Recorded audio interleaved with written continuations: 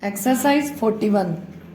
The appellant was thus held guilty also of causing the knife injury to Rakesh and came to be convicted under section 324. In addition to section 302 of the penal code, full stop. Under section 324, he was sentenced to rigorous imprisonment for 1 year, full stop. He was also convicted under section 25 of the Arms Act by a separate judgment of the trial court dated February 2nd, 1998 in Sessions Case number 2, 26th of 1993 and sentenced to the period of imprisonment already undergone as under trial, full stop, against the two judgments of the trial court. 3 appeals were filed in the High Court, full stop. The High Court, by the judgment and order coming under appeal, dismissed all the 3 appeals and the revision and thus upheld the judgments of the trial court in all aspects, full stop. Next para. Mr. Sahai, Senior Assistant, Senior Advocate, appearing for the appellant, assailed the High Court and the trial court judgments and contended that the appellant's conviction for the offence of murder was not sustainable both in law and on facts, full stop.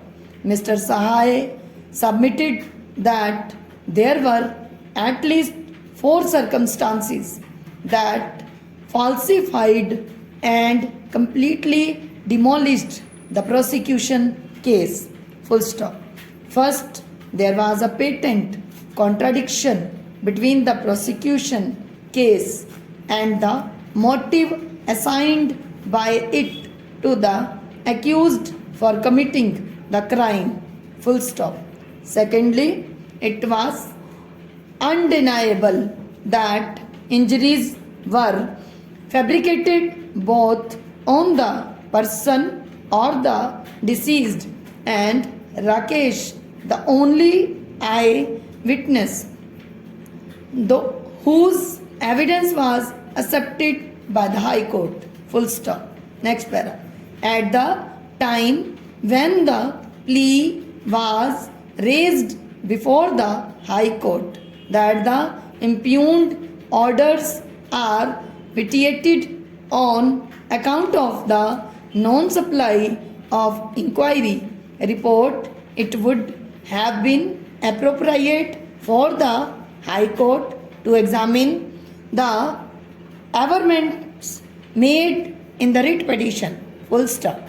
A perusal of the writ petition would show that the petitioner has failed to lay any foundation to establish that any prejudice has been caused by the non-supply of the inquiry report, full stop.